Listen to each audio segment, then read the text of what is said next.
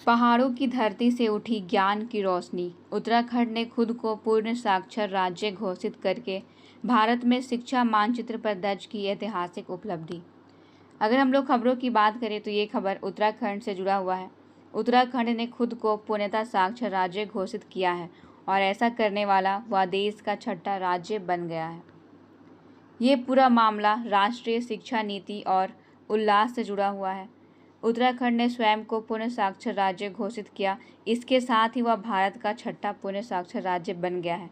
ये उपलब्धि उसे राष्ट्रीय शिक्षा नीति यानी कि NEP, जिसे 2020 में बनाया गया था, और उल्लास कार्यक्रम के तहत इसे प्राप्त हुई है। एक पूर्ण साक्षर राज्य का अर्थ क्या होता है?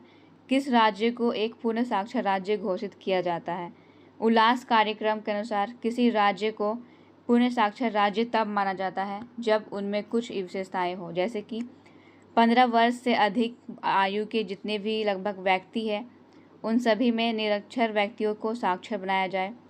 राज्य की कार्यात्मक जो साक्षरता है उसे 95% या फिर उससे अधिक यहाँ पे जब बन जाता है। साथ में व्यक्ति केवल पढ़ना लिखना ही नहीं बल्कि बुनियादी गणना, वित्तीय और डिजिटल साक्षरता का भी यहाँ पे समझ रखता हो, तो इन सारे आधारों पर एक राज्य अपने आप को पूर्ण साक्षर राज्य घोषित करता है। उत्तराखंड ने किस आधार पर स्वयं को यहाँ पे पूर्ण साक्षर राज्य घोषित किया है? जैसे कि हम लोग बात करें उत्तराखंड के बारे में, तो ये उल्लास कार्यक्रम के तहत यहाँ पे अपने आप को निरक्षर वयस्कों की पहचान करके और उन्हें यहाँ पे साक्षर बनाने का अभियान चलाया था, जिसके तहत उन्होंने कुछ यहाँ पे प्रमुख आधारों को अपनी यहाँ पे केंद्र बिंदु में रखा था। सबसे पहले था कि वयस्क साक्षरता दर जो है उसे 95% से ऊपर पहुँचाना उनका उद्देश्य था। दूसरा, चिन्हित निरक्षकों को पढ़ना लिखना और उनकी जो है यहाँ पे गणना करने का जो यहाँ पे क्षमता उसे होता है उसे यहाँ पे सिखाना। NEP 2020 के मानकों को यहाँ पे पूरा करना और कार्यात्मक साक्षरता जो यहाँ पे परीक्षण है उसमें सफलता हासिल करना। भारत में यहाँ पे 6 टोटल राज्य अब बन चुके हैं जहाँ पर पूर्ण साक्षरता राज्य घोषित किया गया है। सबसे पहले नंबर में अगर हम लोग बात करें तो ये मिजोरम है, दूसरे में गोवा, तीसरे में त्रिपुरा, चौथे में हिमाचल प्रदेश, पाँचवें में सिक्किम, अब यहाँ पे छठे में उत्तराखंड मौजूद है। उत्तराखंड को इस उपलब्धि के बाद क्या क्या लाभ होगा? जैसे कि सबसे पहले यहाँ पे मानव पूंजी में वृद्धि होगी। शिक्षित जनसंख्या जो है राज्य की उत्पादकता और कौशल स्तर को बढ़ाएगी, क्योंकि अगर हम लोग बात करें एक शिक्षित जनसंख्या का तो उनके अंदर यहाँ पर जैसे कि कौशल जो स्तर है वो इसमें वृद्धि होता है और ये देश की यहाँ पे जो उत्पादकता क्षमता है यानी कि टेक्नोलॉजी हो गया या फिर उद्योग हो गया, रोजगार के क्षेत्र में वो अपने आप को यहाँ पे बढ़ाएगी और ये मानव पूंजी को यहाँ पे बढ़ाएगा। रोजगार क्षमता में सुधार होगा। साक्षर लोग कौशल प्रशिक्षण, डिजिटल सेवाओं और उद्यमिता से अधिक जुड़ पाएंगे और धीरे धीरे देश में जो भी यहाँ पे बेरोजगार लोग हैं वो भी अब रोजगार हो पाएंगे और इससे यहाँ पे देश में क्षमता जो है यहाँ पे साक्षरता का वो भी बढ़ेगा और साथ में यहाँ पे जितने भी कौशल प्रशिक्षण है उसमें भी बढ़ोतरी देखने को मिलेगी। महिला सशक्तिकरण, महिला शिक्षा बढ़ने से स्वास्थ्य, पोषण और परिवार नियोजन में सुधार होगा, क्योंकि एक महिला के ऊपर पूरे परिवार की जिम्मेदारी होती है और जब वो शिक्षित होगी तो वो एक अच्छे तरीके से अपने परिवार का नियोजन कर पाएगी। पोषण स्तर से लेकर के वो सारी जिम्मेदारियों को बेहतर से निभा पाएगी। बेहतर शासन हो पाएगा। सरकारी जितने भी योजनाएं हैं उन सभी का लाभ अधिक लोगों तक पहुंच पाएगा, क्योंकि आज भी बहुत सारे ऐसे इलाके हैं जैसे कि अगर हम लोग बात करें उन इलाकों का जहां तक सरकार का जो भी योजना है वो नहीं पहुंच पाता है। बहुत सारे लोग यहाँ पे पढ़े लिखे नहीं होते हैं जिनकी वजह से सरकार का जो भी योजना है उसके बारे में वे जानकारी भी प्राप्त नहीं कर पाते हैं। लेकिन अगर वे शिक्षित हो पाएंगे तो उनके पास सरकार का हर एक यहाँ पे जानकारी जो है वो मौजूद हो पाएगा और वे यहाँ पर हर चीज़ से जुड़ेंगे और अधिक से अधिक लाभ जो है वो उठा पाएंगे।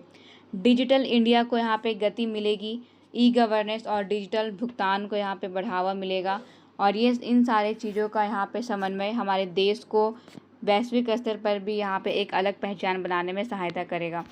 भारत में उत्तराखंड की अलग पहचान अब बन चुकी है। पहले जो उत्तराखंड यहाँ पे था वो केवल देवभूमि पर्यटन राज्य और हिमालयी राज्य के नाम से जाना जाता था, लेकिन अब इसकी एक अलग पहचान वहाँ की उच्च मानव विकास जो है वो यहाँ पे बन जाएगी। उत्तराखंड की शिक्षा व्यवस्था में कुछ यहाँ पे प्रमुख विशेषताएं हैं, जैसे कि उन्होंने अपनी शिक्षा प्रणाली में उच्च प्राथमिक और माध्यमिक विद्यालयों का यहाँ पे व्यापक नेटवर्क विकसित किया था। दूरस्थ पर्वतीय क्षेत्रों तक विद्यालय की पहुँच को उन्होंने यहाँ पे बढ़ाया और अधिक से अधिक लोग शिक्षित हो पाए। डिजिटल शिक्षा पर उन्होंने ज़्यादा जोर दिया था। यहाँ पर समग्र शिक्षा अभियान का प्रभावी कार्यक्रम करवाया था और इस कार्यक्रम के तहत अधिक से अधिक लोग यहाँ पर शिक्षित हो पाए, शिक्षा से जुड़ पाए। महिला शिक्षा में उन्होंने निरंतर सुधार किया। वयस्क शिक्षा कार्यक्रम का भी यहाँ पे विस्तार किया है। भारत के लिए इसका अगर हम लोग महत्व को देखें तो ये जो यहाँ पे SDG 4 यानी कि एजुकेशन जो यहाँ पे क्वालिटी है उससे जुड़ा हुआ है। ये उपलब्धि संयुक्त राज्य के तहत विकास लक्ष्य 4 की दिशा में भारत की प्रगति को दर्शाती है और ये प्रगति भारत को सबसे यहाँ पे बेहतर राज्य, बेहतर देश घोषित कर सकता है। विकसित भारत यहाँ पे जो 2047 है, ये एक तरीके से यहाँ पे अब पूरा हो पाएगा। शिक्षित नागरिक आर्थिक विकास की नींव होती है और इन आर्थिक नींव के वजह से हमारा भारत जो है अपना यहाँ पे जो सपना तैयार किया है विकसित भारत बनने का, वो भी पूरा कर पाएगा। जननांकीय लाभांश में यहाँ पे वृद्धि देखने को मिलेगी। साक्षर आबादी भारत की कार्यशक्ति को अधिक सक्षम बनाएगा और ये सक्षमता का जो यहाँ पे देखा जाए तो ये भारत के लिए बहुत ही बेहतर यहाँ पे प्रभाव को दर्शाएगा। अंतर्राष्ट्रीय स्तर पर भी यहाँ पे भारत की एक अलग छवि यहाँ पे हम लोग को देखने को मिलेगी, जैसे कि जब अधिक राज्य पूर्ण साक्षर बनते हैं तो फिर मानव विकास सूचकांक जो है इसमें बहुत ही ज़्यादा सुधार देखने को मिलेगा। विदेशी निवेशकों का भी विश्वास बढ़ता है, क्योंकि अगर ऐसा देश जो विकसित नहीं है, जहाँ की जनसंख्या ही विकसित नहीं है, जहाँ की जनसंख्या एक तरीके से यहाँ पे अशिक्षित है, तो वैसे देश जो है वो प्रगति नहीं कर पाती है और विदेशी निवेशक भी उन देश पर अपना यहाँ पे निवेश करने से भी डरते हैं। उन्हें लगता है कि उनका पैसा यहाँ पे बर्बाद हो जाएगा। लेकिन अगर किसी देश की अगर जनसंख्या यहाँ पे पूर्ण साक्षर हो, वहाँ की एक तरीके से जो सूचकांक है वो बेहतर हो, मानव विकास सूचकांक, तो फिर जितने विदेशी यहाँ पे निवेशक हैं उनका विश्वास बढ़ेगा और वो यहाँ पर निवेश करने में आगे आएंगे। यूनेस्को और वैश्विक संस्थानों के सामने भारत की शिक्षा संबंधी उपलब्धियां मजबूत होती है। भारत ज्ञान आधारित अर्थव्यवस्था की ओर तेजी से अब बढ़ने लगा है। एक निष्कर्ष के तौर पर अगर हम लोग बात करें तो उत्तराखंड का पूर्ण साक्षर राज्य बनना केवल एक शैक्षणिक उपलब्धि नहीं है, बल्कि ये मानव विकास, सामाजिक समावेशन, महिला सशक्तिकरण और विकसित भारत 2000 जो यहाँ पे 47 की दिशा है, इसमें एक महत्वपूर्ण कदम रखा है। यदि अन्य राज्य भी उल्लास और NEP 2020 के लक्ष्यों को इसी पर जो यहाँ पे प्रकार से लागू करे तो भारत सार्वभौमिक साक्षरता के लक्ष्य के और अधिक निकट पहुँच जाएगा।